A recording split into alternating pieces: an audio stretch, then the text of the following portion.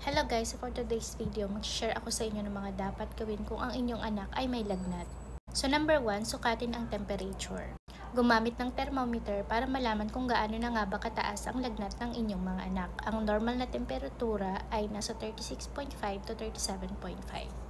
Number 2, painumin ng maraming tubig.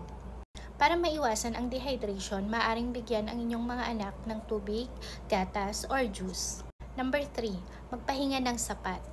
Mahalaga ang tamang pahinga para sa mabilis na paggaling ng inyong anak. Number 4, bigyan ng gamot kung kinakailangan.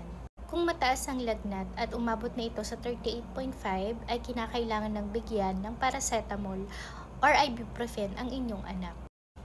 Siguraduhin na tama ang dose ng gamot na ipapainom ayon sa tamang timbang ng bata. Iwasan ang pagbibigay ng aspirin. Number 5, punasan ng maligamgam na tubig. Para mabilis na bumaba ang lagnat ng isang bata, punasan ang buong katawan gamit ang dimpo ng maligamgam na tubig. Number 6, panatilihing magaan or komportable ang kasuotan ng inyong anak. Iwasan ang sobrang kapal na kumot o damit. Number 7, obserbahan ang kondisyon.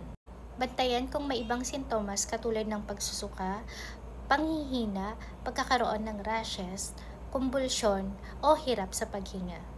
Number 8, kumonsulta sa doktor kung kinakailangan. Kailangang dalhin sa doktor ang inyong anak kung ang lagnat nito ay hindi bumababa at umabot na ito sa 3 araw.